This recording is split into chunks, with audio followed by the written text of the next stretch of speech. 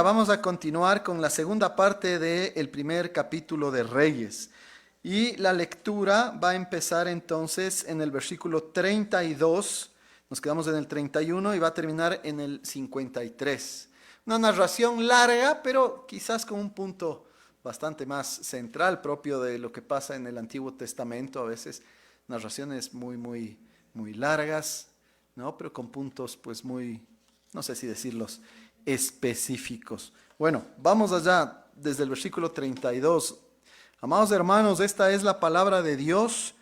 Escuchémosla con la reverencia que corresponde, sabiendo que se trata de la voz de Dios sin error, infalible, o el término típico inerrante. Dice así: y el rey David dijo: llamadme al sacerdote Sadoc, al profeta Natán y a Benaía, hijo de Joiada. Y ellos entraron a la presencia del rey. Y el rey les dijo: tomad con vosotros los siervos de vuestro señor y montad a Salomón mi hijo en mi mula y llevadlo a Gión. Y allí lo ungirán el sacerdote Sadoc y el profeta Natán como rey sobre Israel. Y tocaréis trompeta diciendo: viva el rey Salomón. Después iréis vosotros detrás de él, y vendrá y se sentará en mi trono, y él reinará por mí, porque a él he escogido para que sea príncipe sobre Israel y sobre Judá. Entonces Benaía, hijo de Joiada, respondió al rey y dijo: amén.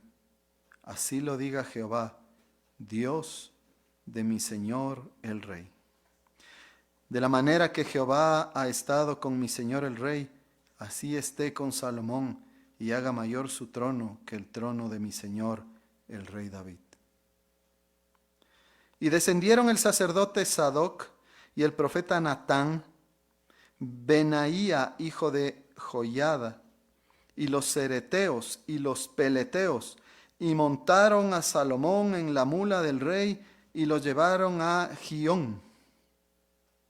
Y tomando el sacerdote Sadoc el cuerno del aceite del tabernáculo, ungió a Salomón y tocaron trompeta, y dijo todo el pueblo: ¡viva el rey Salomón! Después subió todo el pueblo en pos de él, y cantaba la gente con flautas y hacían grandes alegrías, que parecía que la tierra se hundía con el clamor de ellos. Y lo oyó Adonías y todos los convidados que con él estaban, cuando ya habían acabado de comer. Y oyendo Joab el sonido de la trompeta, dijo: ¿por qué se alborota la ciudad con estruendo? Mientras él aún hablaba, he aquí vino Jonatán, hijo del sacerdote Abiatar, al cual dijo Adonías: entra, porque tú eres hombre valiente y traerás buenas nuevas. Jonatán respondió y dijo a Adonías: ciertamente nuestro señor el rey David ha hecho rey a Salomón. Y el rey ha enviado con él al sacerdote Sadoc y al profeta Natán y a Benaía, hijo de Joiada, y también a los cereteos y a los peleteos, los cuales le montaron en la mula del rey. Y el sacerdote Sadoc y el profeta Natán lo han ungido por rey en Gión, y de allí han subido con alegrías, y la ciudad está llena de estruendo. Este es el alboroto que habéis oído. También Salomón se ha sentado en el trono del reino, y aun los siervos del rey han venido a bendecir a nuestro señor el rey David, diciendo: Dios haga bueno el nombre de Salomón más que tu nombre, y haga mayor su trono que el tuyo. Y el rey adoró en la cama. Además el rey ha dicho así: bendito sea Jehová, Dios de Israel, que ha dado hoy quien se siente en mi trono, viéndolo mis ojos.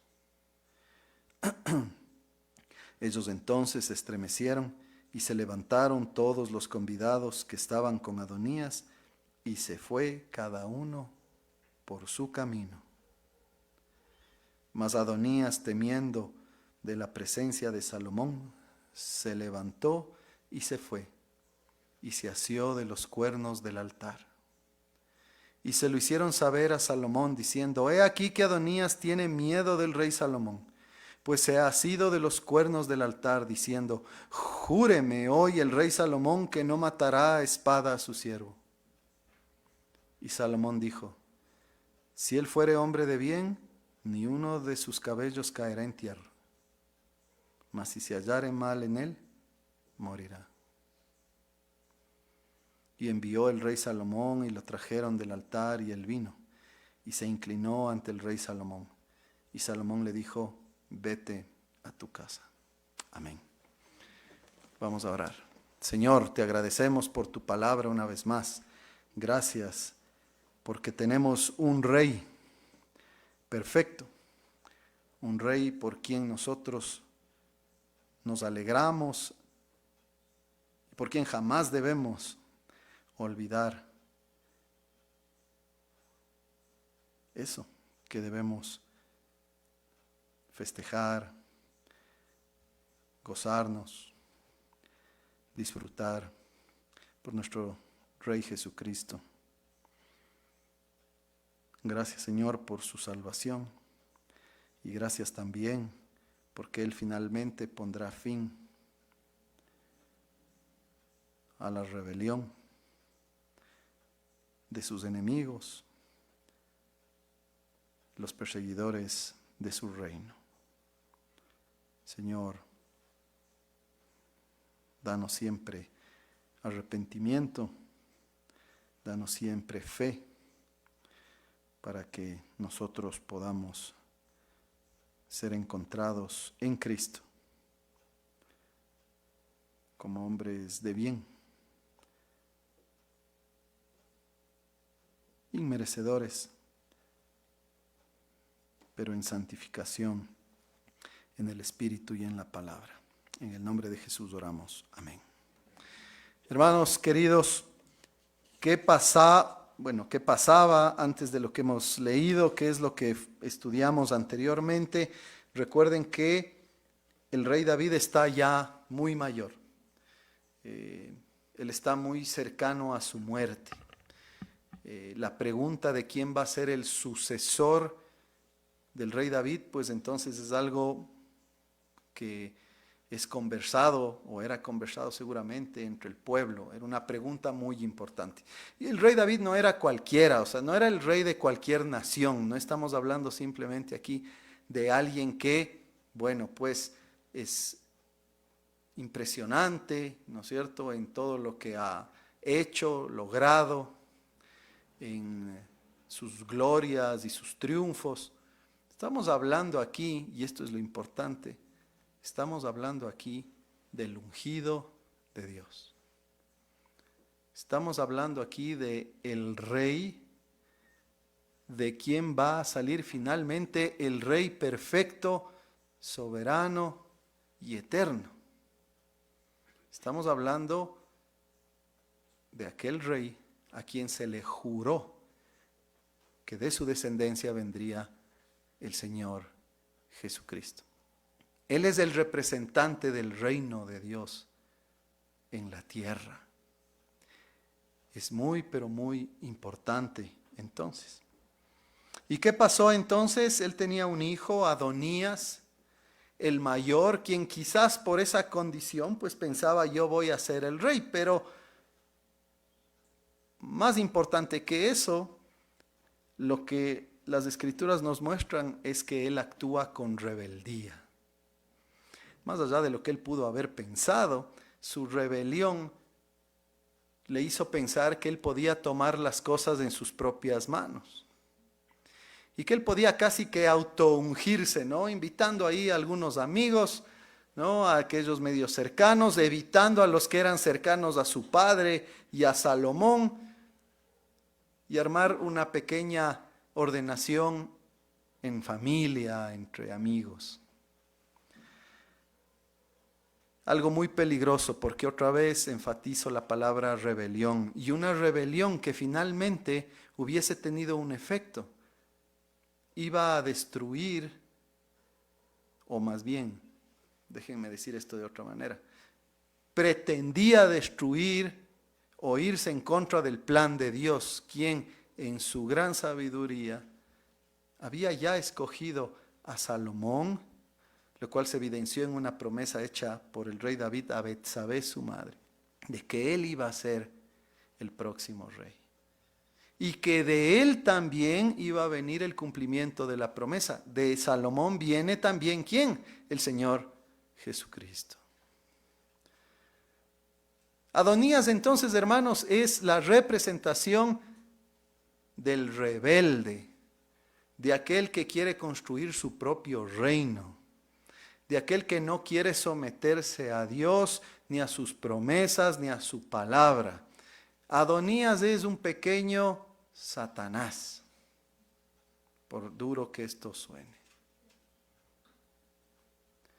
Este conflicto aquí finalmente es una representación de un conflicto cósmico enorme y real. El reino de Satanás contra el reino de Cristo. ¿Cómo se evidencia este reino de Satanás? Se evidencia en el gobierno que él tiene en el corazón de los hombres que no quieren ni desean someterse a Dios. Eso es el ser humano sin Cristo.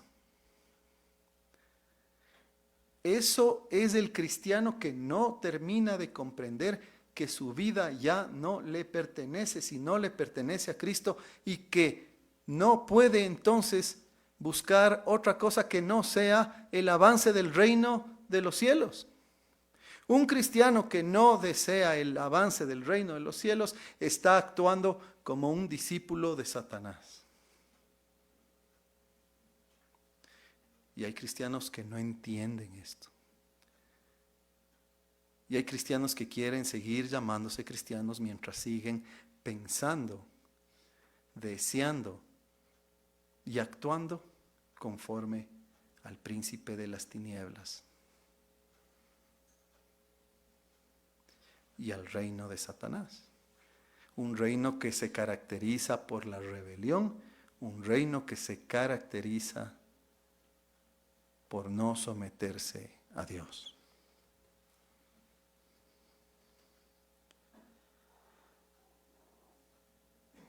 Natán entonces, recuerden, y Betsabé, Natán el profeta muy importante, el que tenía la autoridad de traer la palabra de Dios, inteligentemente y fundamentados en la promesa de Dios, hablan con David y logran que él recuerde la promesa de que Salomón iba a ser el rey.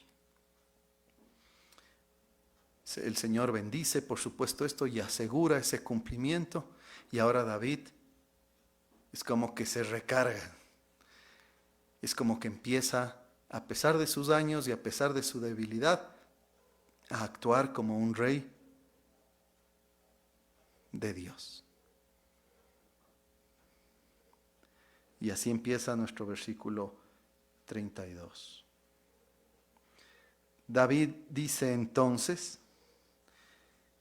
llámenme a Sadoc, a Natán y a Benaía, hijo de Joiada.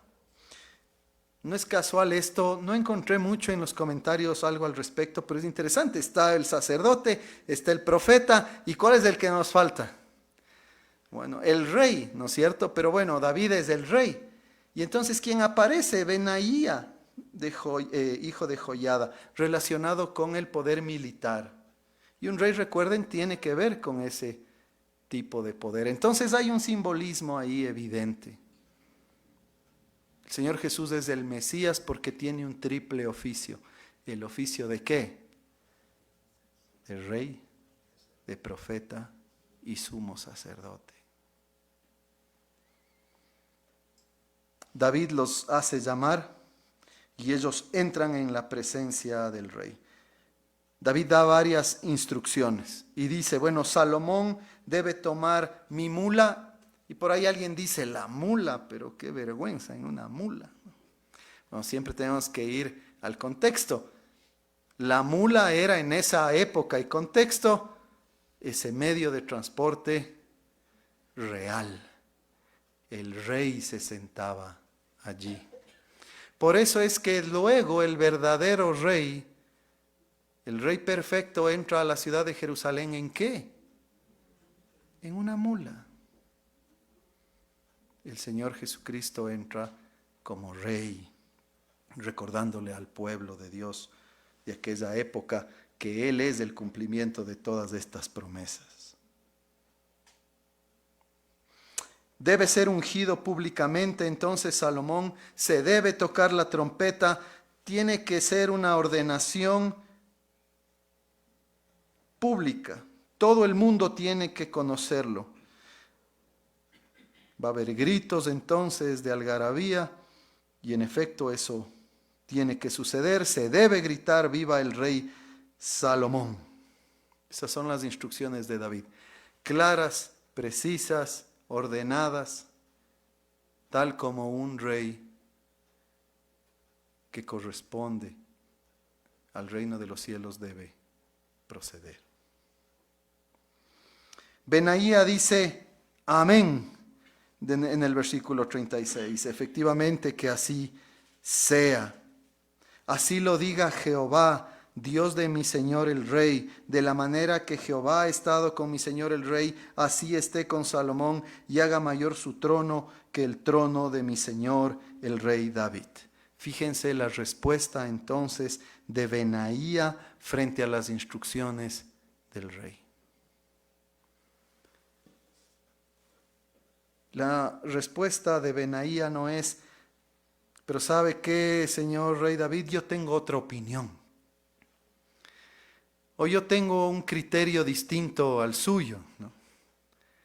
O a mí me parece que mejor esto o aquello.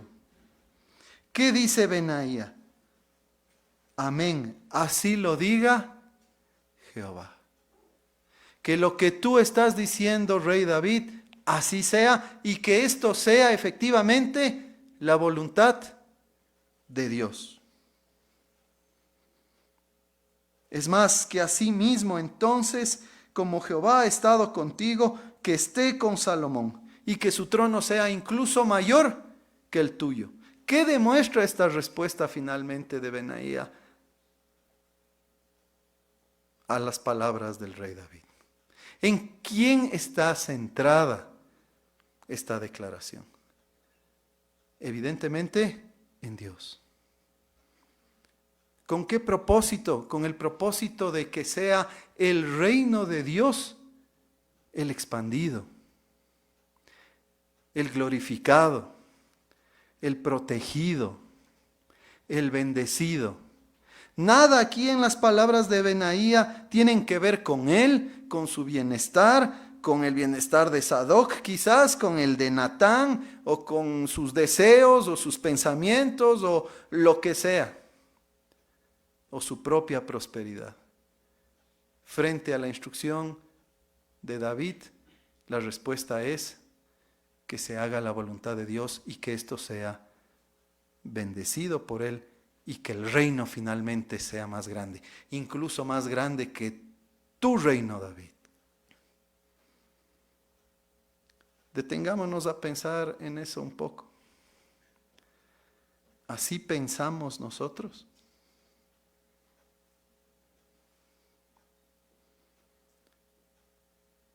Frente a cualquier tipo de acontecimiento en nuestra vida, frente a acontecimientos sociales, frente a acontecimientos nacionales, frente a acontecimientos eclesiásticos, como hemos tenido aquí recientemente, tenemos un nuevo pastor, vamos a tener gobierno quizás del mismo, quizás distinto, civilmente hablando. Y usted en su trabajo va a tener diferentes circunstancias, etcétera. En todo lugar hay este tipo de cosas. ¿Qué es lo que a usted le interesa más? ¿Qué es lo que usted desea promover? ¿Qué es lo que usted desea que suceda finalmente? La única respuesta correcta que puede y debe salir de un cristiano tiene que ser que Dios sea glorificado, que el reino de Dios sea el extendido. Eso es lo que a mí me interesa. No otra cosa. El reino de Dios. Ese es el interés del cristiano. ¿Es ese su interés? ¿Qué es lo que usted busca? ¿Qué es lo que está primero en su mente cada vez que usted toma una decisión? Cada vez que usted tiene que dar una opinión, cada vez que usted tiene que dar un paso en la vida, usted tiene que pensar de esta manera. Que el Señor bendiga esto, que esto que va a suceder sea su voluntad. Que finalmente esto, lo que sea que suceda, sea conforme a la voluntad de Dios y de bendición para el reino de Dios. Así debemos nosotros pensar. ¿Se imagina usted si Adonías se mantenía como rey? Adonías ya probó ser un rebelde. Ya hemos dicho que actuó en consecuencia como un representante del reino de Satanás. Es una persona no solamente arrogante, sino desobediente. Casi que sin afecto natural, ¿no?, por su padre. Y él iba a gobernar al pueblo de Dios. ¿Se imagina todo lo que iba a suceder?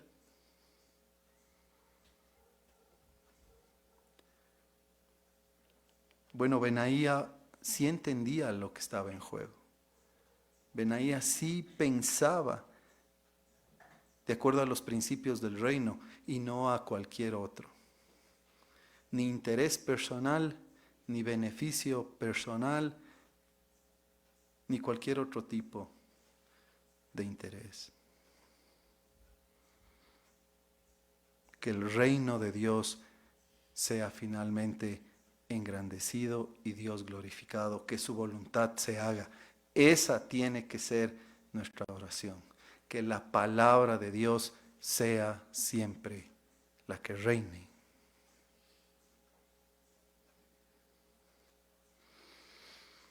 Y entonces, en el texto, pues lo que vemos es un siguiente párrafo en los versículos 38 al 40, que sucede exactamente como David había mandado.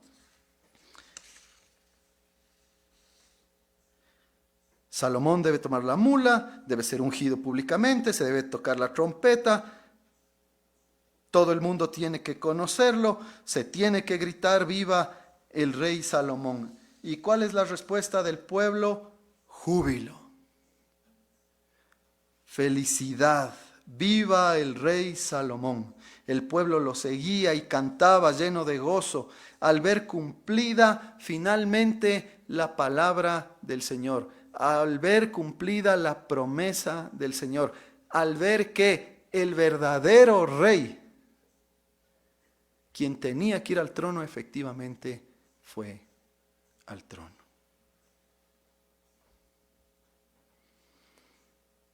Hermanos, cuando la voluntad de Dios se hace, el pueblo de Dios tiene que responder con júbilo y alegría. Tengo un montón de preguntas para nosotros. Se vienen venir, ¿no? Porque ¿cómo reacciona usted cuando la voluntad de Dios se hace, aun cuando aparentemente no nos conviene?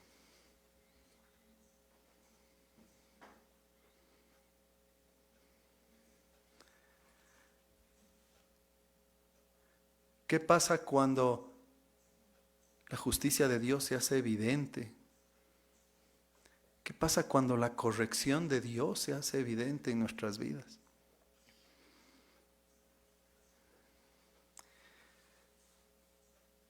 ¿Qué pasa cuando no pasa lo que nosotros nos habíamos imaginado que tenía que suceder?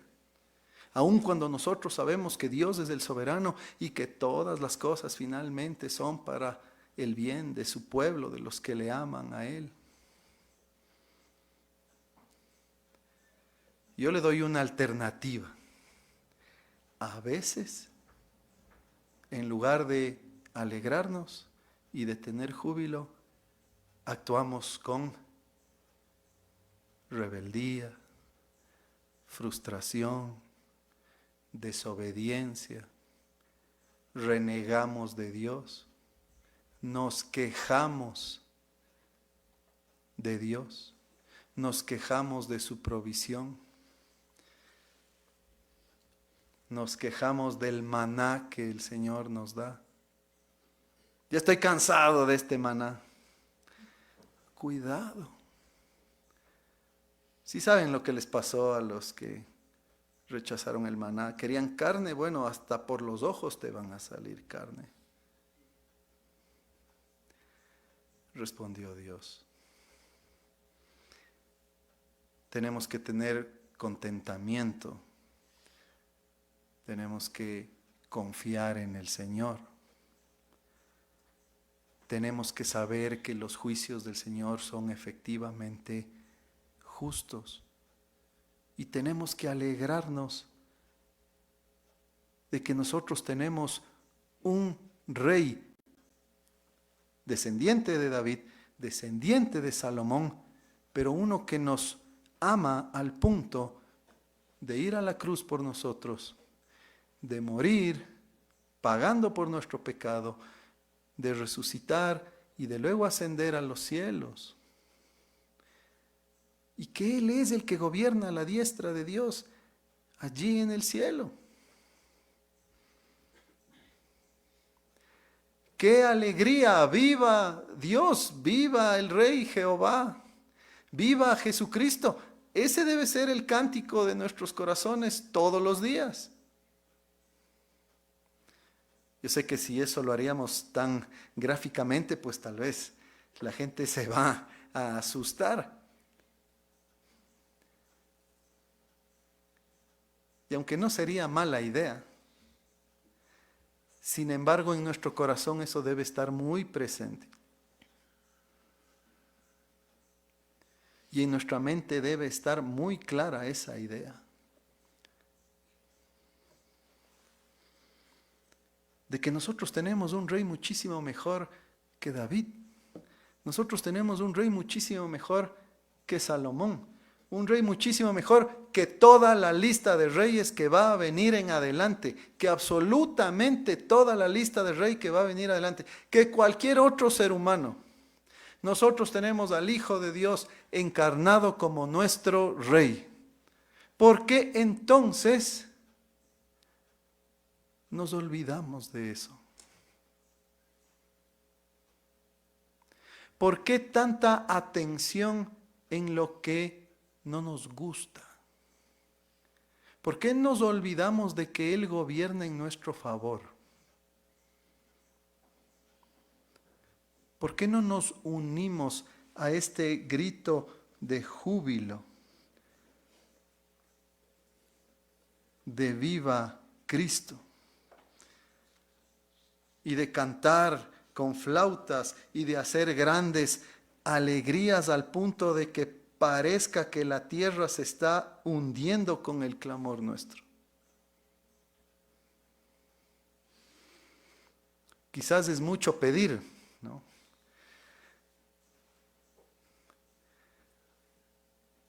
Pero al menos nosotros sí deberíamos tener eso claro en el corazón. Siendo inmerecedores, nosotros hemos recibido todo de Cristo. Sin Cristo seguiríamos bajo el poder de Satanás, esclavos del pecado, sin perdón, sin esperanza, sin ningún tipo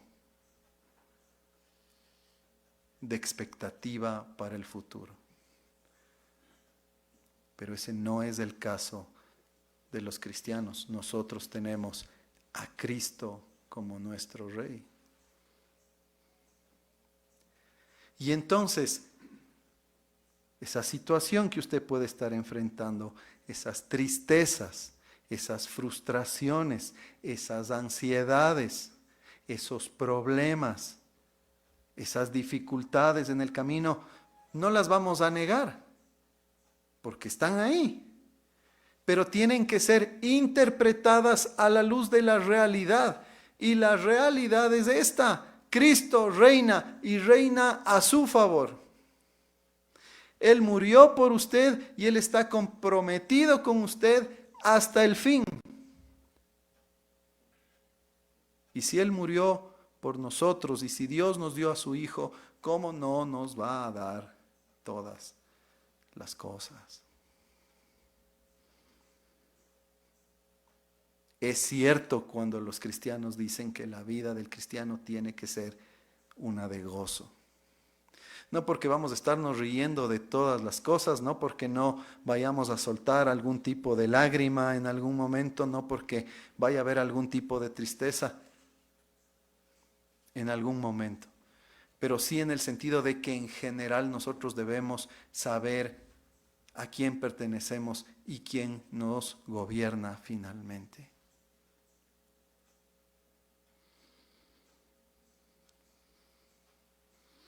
Gracias a Dios que no tenemos nosotros a Satanás como gobernador. Gracias a Dios que nosotros no tenemos a Adonías como rey. Ya veremos qué viene después en su trabajo, ya veremos qué viene después en nuestro país, ya veremos qué viene después en diferentes lugares, hasta en la iglesia. Finalmente nuestro interés, sin decir que el otro no tenga un interés secundario, nuestro interés último, nuestro interés final debe estar en el reino de los cielos y en la gloria de Cristo, el Rey eterno.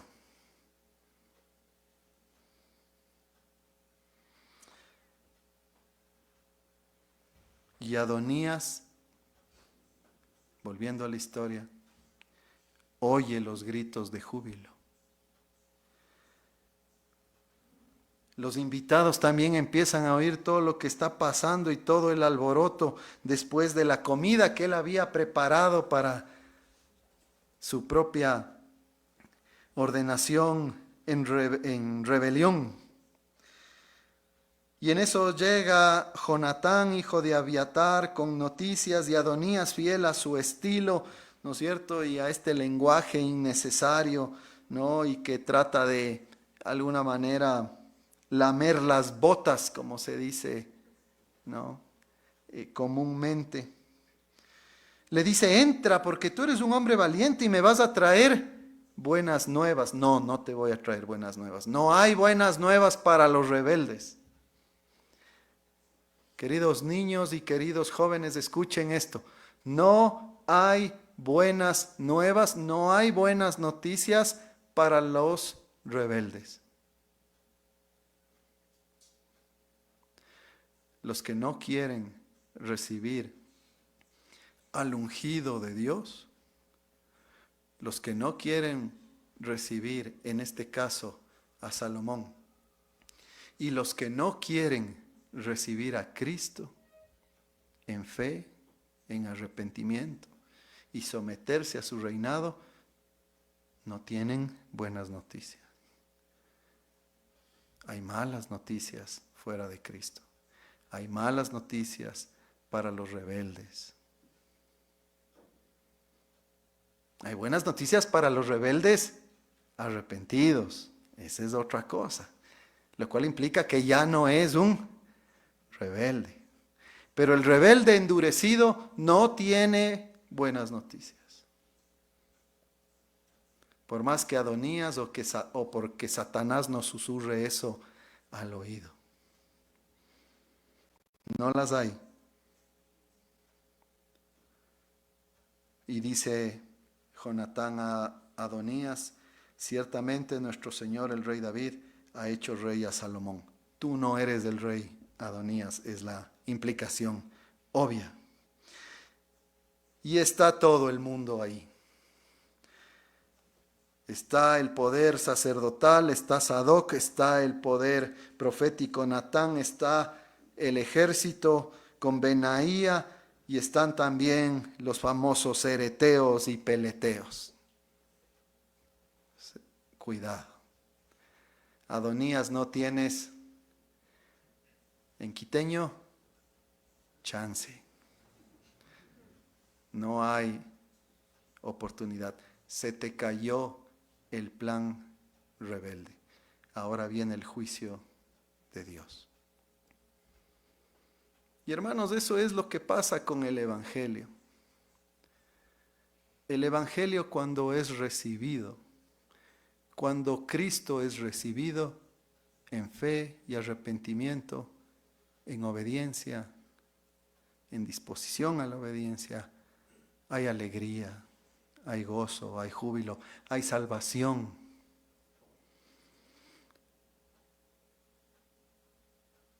Cuando Cristo es rechazado, cuando hay rebelión, cuando su reino no es de nuestro interés y nuestro reino propio es el que nos interesa, hay juicio. Y eso es lo que va a enfrentar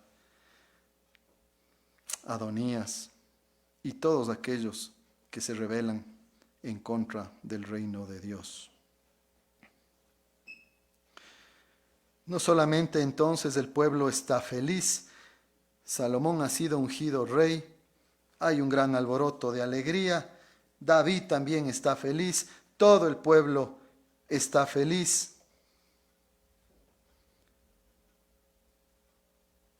Salomón se ha sentado en el trono, los siervos del rey han venido a bendecir a nuestro Señor el rey David y le han dicho, Dios haga bueno el nombre de Salomón más que tu nombre, tal como ya leímos anteriormente. E incluso el rey David confirma todo esto, él adora en su propia cama como un anciano débil. Bendito sea Jehová, Dios de Israel, que ha dado hoy quien se siente en mi trono, viéndolo mis ojos. David está tremendamente agradecido porque hay un nuevo rey y Dios lo ha hecho posible porque Dios es fiel a sus promesas.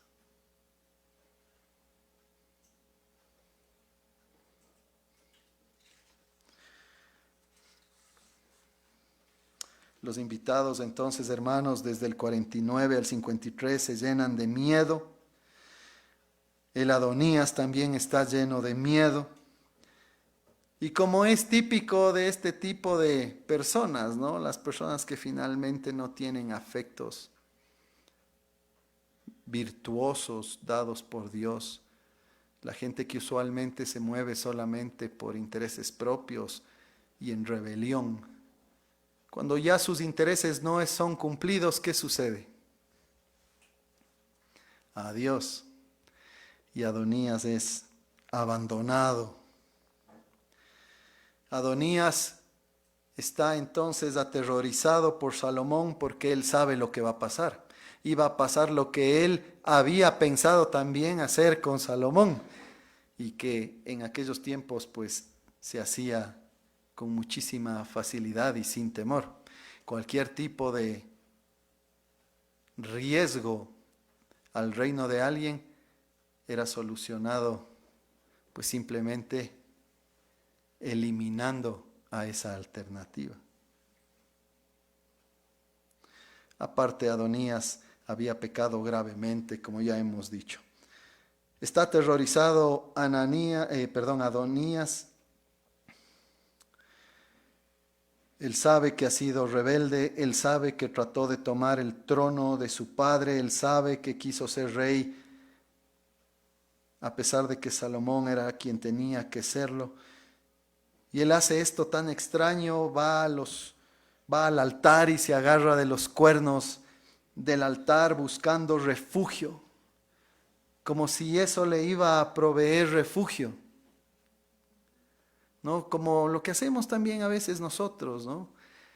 nos vamos en contra de la voluntad de Dios y después buscamos cualquier tipo de cosa para buscar refugio en vez de ir al único que nos puede dar verdadero refugio, que es de quien, irónicamente, estamos también al mismo tiempo huyendo.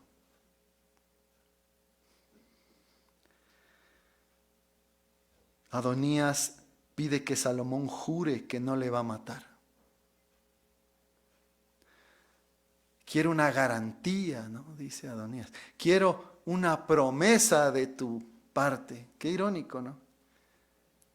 El que no hizo caso de las promesas de Dios y el que no hizo caso y no le importaron las promesas de Salomón, ahora quiere promesas para él, pero sin arrepentimiento, sin reconocer su pecado, sin reconocer su rebelión.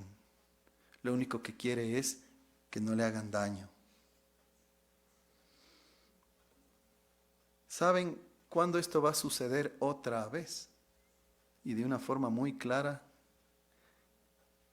muy parecida, en el juicio final. En el juicio final, todos aquellos que no quieren arrepentirse de su pecado, todos los que viven en rebelión, todos los que no quieren el bien ni el avance del reino de Cristo, todos los que han querido hacer su propio reino y se han ido en contra de la iglesia y han querido usurpar el reino de Cristo, van a caer también de rodillas, como nos dice Filipenses 2, y de terror van a pedir que no les pase nada. Pero les insisto, con una diferencia: sin arrepentimiento. Lo único que temen es por su vida, pero no quieren reconocer al verdadero rey. Y eso es lo que está pasando con Adonías. El rebelde quiere salvarse. El rebelde quiere una promesa de salvación del rey. Pide ahora que el rey le jure misericordia, pero misericordia sin arrepentimiento. Y Salomón no va a hacerlo. Si ustedes siguen leyendo, Salomón no lo hace. Salomón no va a caer en ese juego y no va a prometerle algo que él no tiene que prometer. De hecho, vean la respuesta de Salomón, versículo 52. Si él fuere hombre de bien, ni uno de sus cabellos caerá en tierra, mas si se hallare mal en él, morirá. Él va a ser juzgado de acuerdo a la palabra de Dios. No te quieres arrepentir, y escuche usted, porque esto no solamente es para Adonías, es para usted y para mí. Si no nos arrepentimos de nuestro pecado,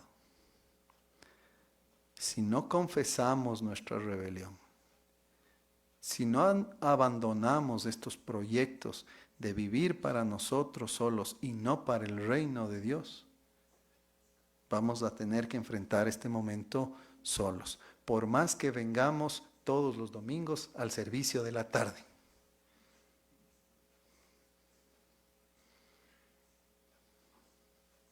Por más que veamos el servicio por video.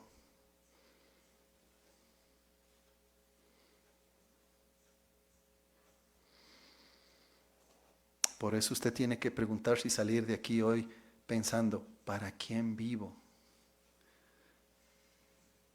¿A quién deseo servir? ¿Quién es mi rey? ¿Qué reino estoy construyendo? ¿Dónde hay rebeldías en mi corazón? ¿En qué se nota mi rebeldía?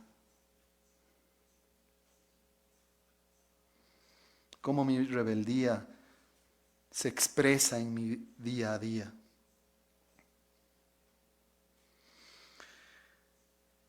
Finalmente entonces, y ahí nos vamos a quedar, hermanos.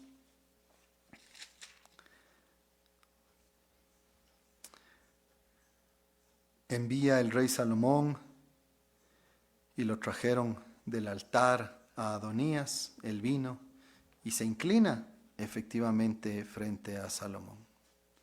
Parece que está dispuesto, parece que se arrepintió, parece que dijo, tú eres el rey, no yo, me equivoqué, perdón.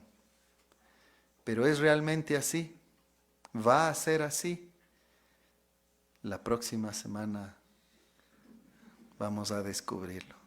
Por lo pronto, Salomón acepta y hace un juicio de caridad y dice, muy bien, vete a tu casa.